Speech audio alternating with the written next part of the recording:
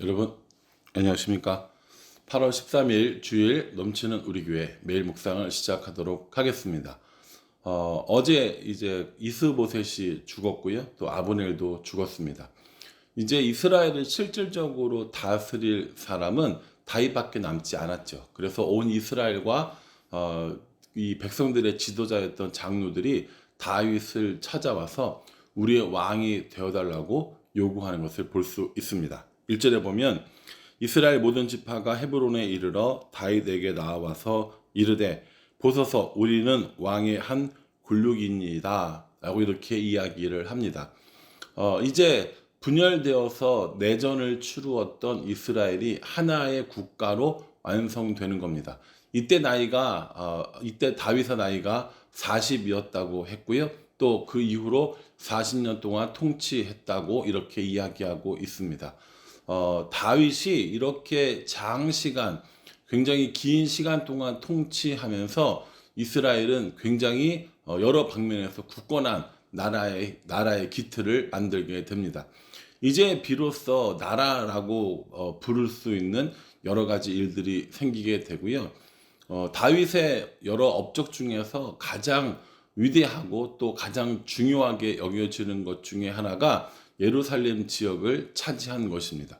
원래 이 예루살렘 지역은 여부스 사람들이 차지하고 있던 곳이었는데 그곳을 싸워서 이기는 것을 볼 수 있습니다. 실제로 이 예루살렘 성은 굉장히 수비하기가 쉽고 공격하기가 어려운 곳이었다고 합니다.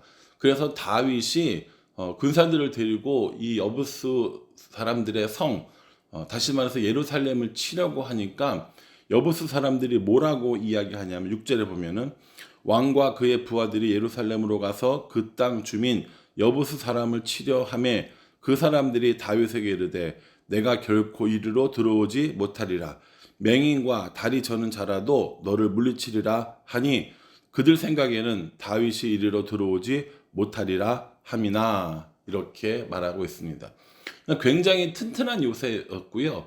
수비하기는 쉬우나 공격하기는 어려운 성이 바로 예루살렘 성이었다는 겁니다. 그래서 여부스 사람들이 이렇게 조롱했지만 결국 다윗은 이 여부스 성을 뺏게 되죠.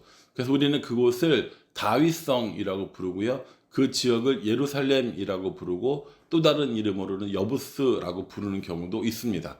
그러니까 성경을 읽다가 예루살렘 혹은 다윗성 혹은 여부스 혹은 시온성이라고 나온다면 이건 다윗이 뺏은 성이구나. 오늘날 예루살렘이구나. 라고 이렇게 생각하시면 되겠습니다. 그냥 뭐랄까요. 하나의 지명으로 부르면 훨씬 더 이해하기 쉬울 텐데 성경이 한 지명을 여러 이름으로 부르고 있기 때문에 우리도 그 지명들을 다 알아두면 훨씬 좋을 것 같습니다. 다시 한번 말씀드리면 예루살렘은 시온성이라고도 부르고 다윗성이라고도 부르고 여부스라고 부르기도 한다라는 사실을 알아두시면 될 것 같습니다. 이렇게 다윗이 온 나라의 왕이 되고 또 나라의 수도도 예루살렘으로 정하게 되었습니다. 이제는 나라를 튼튼히 하고 굳건히 할 일만 남았는데 사실 또 그렇지 않지요. 여러 가지 어려운 일들을 당하게 됩니다. 그 중에 대표적으로 어려운 일이 뭐였냐면은 전쟁을 하는 일이었습니다. 다윗이 이렇게 왕이 되었고 나라를 하나로 묶었고 예루살렘을 장악했다는 소식을 들은 이 이스라엘의 적국이 바로 움직이기 시작합니다.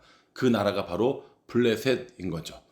여러분 제가 여러 번 이야기했었는데 블레셋을 영어로 이야기하면 팔레스틴이 됩니다. 여러분 팔레스틴과 이스라엘 사람들과의 싸움은 지금만 있었던 일이 아니라 이미 몇천 년 전에 이스라엘과 이 블레셋과의 싸움이 바로 오늘날까지 이어졌다라고 보시면 됩니다. 이 블레셋 사람들 입장에서 보면 거기가 자기네들 땅이었고 그 사람들이 거주하던 곳이었습니다.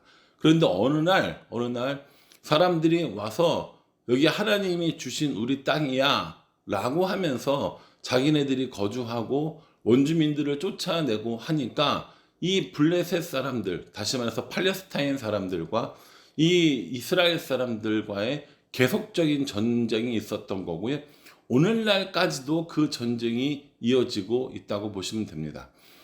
이스라엘에 가면 가자 지구라는 것이 있거든요. 제가 지도를 한번 준비했는데 한번 보시죠. 예, 여기가 오늘날 이스라엘의 가자 지구입니다. 이 가자 지구는요, 원래 블레셋 사람들이, 다시 말해서 팔레스타인 사람들이 거주하던 곳입니다. 예루살렘 위치가 확인되시나요? 이 예루살렘과 가자 지구는 지금도 전쟁이 계속 치열하게 이루어지고 있는 것입니다. 여전히 로켓포가 날아다니고 여전히 미사일이 날아다니고 서로 테러가 자행되는 곳이 바로 이 가자 지구고요. 이 가자 지구는 먼 옛날 블레셋 사람들이 거주하던 곳이다라고 이해해 주시면 될 것 같습니다. 그 블레셋 사람들이 이제 예루살렘을 점령한 다윗을 찾아와서 다윗의 나라를 무너뜨리려고 하고 있습니다. 이 17절에 보면 이스라엘이 다윗에게 기름을 부어 이스라엘 왕으로 삼았다 함을 블레셋 사람들이 듣고 블레셋 사람들이 다윗을 찾으러 다 올라오매 다윗이 듣고 요새로 나아가니라 라고 이렇게 얘기합니다.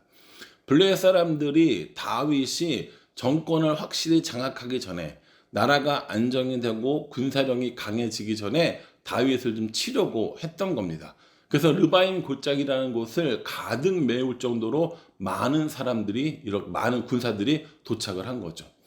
이 정도가 되면 사실은 두려울 만도 하고 걱정이 될 만도 한데 다윗은 이 블레셋을 어떻게 물리쳤는가? 오늘 말씀해 보면 19절에 다윗이 여호와께 여쭈어 이르되 내가 블레셋 사람에게로 올라가리이까 여호와께서 그들을 내 손에 넘기시겠나이까 하니 여호와께서 다윗에게 말씀하시되 올라가라 내가 반드시 블레셋 사람을 내 손에 넘기리라 하신지라 이렇게 말씀하고 있습니다. 그러니까요 다윗은 이 블레셋 사람들이 쳐들어오니까 하나님께 물어본 거예요. 하나님, 내가 저 사람들하고 싸워서 이길 수 있겠습니까? 하나님이 저들을 내 손에 붙여 주시겠습니까? 라고 하니까 다윗의 이 질문에 하나님께서는 내가 반드시 이길 것이다. 내 손에 블레셋 사람들을 붙여줄 것이다. 라고 이렇게 이야기를 합니다. 그리고 이 블레셋 사람들이 전쟁에 올 때 자신들만 온 것이 아니라 자신들이 섬기는 이 바알 신상까지도 다 가지고 올라왔거든요. 둘이 이렇게 크게 싸움을 합니다. 그리고 이깁니다. 그래서 이 20절에 보면은 다윗이 바알 브라심에 이르러 거기서 그들을 치고 다윗이 말하되 여호와께서 물을 흩음같이 내 앞에서 내 대적을 흩으셨다 하므로 그곳 이름을 바알 브라심이라고 부르니라 라고 이렇게 얘기합니다. 그러니까 단순히 이 블레셋과의 싸움은 그냥 군사적인 충돌이 아니라 블레셋이 섬기는 바알신과 또 다윗이 섬기는 하나님과의 전쟁이었다는 겁니다. 우상과 유일하신 참 하나님과의 전쟁이었다는 거죠. 그렇게 해서 그 바알신을 다 물리치고 이름 지은 곳이 바알 브라심이라는 것입니다. 이 바알 브라심이라는 말 뜻은 바알을 흩었다라는 의미를 가지고 있다는 겁니다. 이렇게 전쟁에서 지고 돌아갔으면 좀 잠잠할 만한데 얼마 있지 않아서 다시 블레셋이 또 올라옵니다. 제가 다윗이었으면 아마 이번 싸움은 첫 번째 전투에서 이겼기 때문에 그냥 싸울 만도 한데 다윗은 하나님 앞에 또 물어봅니다. 23절에 다윗이 여호와께 여쭈니 이르시되 올라가지 말고 그들 뒤로 돌아서 뽕나무 숲을 맞은편에서 그들을 기습하되 라고 이렇게 이야기합니다. 저는 사실은 개인적으로 이 본문을 참 좋아합니다. 한번 이기고 나면 마음속에 이렇게 하면 되겠구나. 쟤네들은 저거밖에 안 되는구나 라고 하면서 그 방법을 또 써서 또 이길 수 있거든요. 근데 다윗은 그렇게 하지 않았습니다. 또 다시 하나님께 물어보는 거죠. 하나님께 한번 물어보고 기도할 수 있지만 똑같은 상황에서 또 다시 하나님께 물어보고 하나님의 말씀을 따르는 건 정말 쉬운 일이 아니라고 생각이 들거든요. 그런데 다윗은 그렇게 합니다. 하나님께서도 그래 저번처럼 나가 싸워 이렇게 얘기하지 않고 이번에는 적 뒤를 돌아서 매복을 시키십니다. 그리고 하나님께서 사인을 주시죠. 뽕나무 숲을 위에서 바스락바스락 하는 소리가 들리거든 나가 싸워라 이렇게 얘기하십니다. 24절에 뽕나무 꼭대기에서 걸음 걷는 소리가 들리거든 곧 공격하라. 그때에 여호와가 너보다 앞서 나아가서 블레셋 군대를 치리라 라고 이렇게 이야기하십니다. 여기에서 뽕나무 꼭대기에서 걸음 걷는 소리라고 하는 것은 하나님의 군대를 의미한다고 볼 수 있습니다. 그러니 다윗보다 하나님이 먼저 나가서 싸우시고 이 전쟁을 반드시 이기게 하시겠다라고 하는 겁니다. 이제 이후로 이 전쟁을 이기고 난 후부터는 다윗과 그의 나라에 얼마 동안의 평화로움이 지속됩니다. 이 평화로움이 지속되는 것을 이용해서 다윗은 자신의 영향권을 넓히거나 다른 것들을 하는 게 아니라 하나님을 향한 하나의 계획을 세우게 됩니다. 그 계획이 무엇인지 다음 시간에 살펴보도록 하겠습니다. 오늘 주일입니다. 오늘 와서 예배 드리는 이 기쁜 날에 여러분들께서 이 말씀 묵상하시고 하나님께 여쭙고 또 하나님께 여쭈어서 하나님의 말씀과 또 하나님의 인도하심을 따라 살아가는 우리가 되었으면 정말 좋겠습니다. 오늘 여러분들한테 책을 한 권 소개하려고 합니다. 다윗 현실의 뿌리 박은 영성이라고 하는 책입니다. 유진 피터슨 목사님이 쓴 책이고요. 제가 이 책을 참 좋아하고 여러 번 읽었고 많은 사람들에게 추천을 했기 때문에 사실은 이 책을 알고 있거나 가지고 있거나 읽은 분들이 참 많으리라고 생각합니다.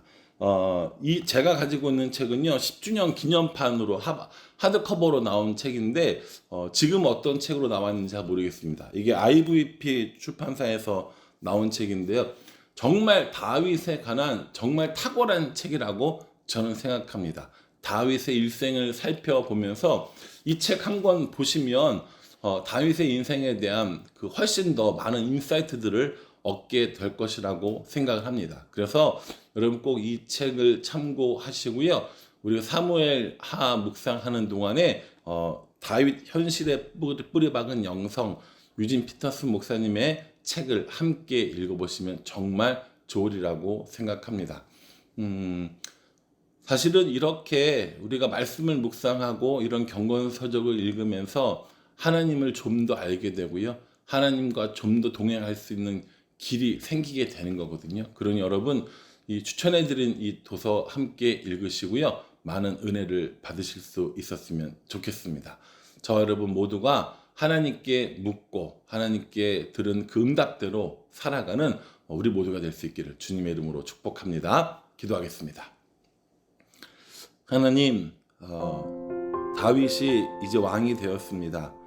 예루살렘을 수도로 정했고 다가오는 적들을 모두 물리쳐 이겼습니다. 이것이 다윗의 힘이 아니라 하나님께서 인도해 주시고 보호해 주시고 함께 하심을 우리는 너무 잘 알고 있습니다. 그러니 하나님, 우리도 다윗처럼 하나님께 묻고 또 응답받고 하나님과 동행하는 삶을 날마다 살아갈 수 있도록 은혜 베풀어 주시옵소서. 하나님께 기도하는 일, 하나님께 응답받는 일이 얼마나 신나고 재미있는 일인지 우리 모두가 깨달을 수 있도록 은혜 베풀어 주시옵소서. 예수님의 이름으로 기도합니다. 아멘. 여러분 오늘 주일 예배 잘 들으시고요. 또 오늘 청년부 수련회가 진행됩니다. 함께 위해서 많이 기도해 주시기를 부탁을 드리겠습니다. 감사합니다.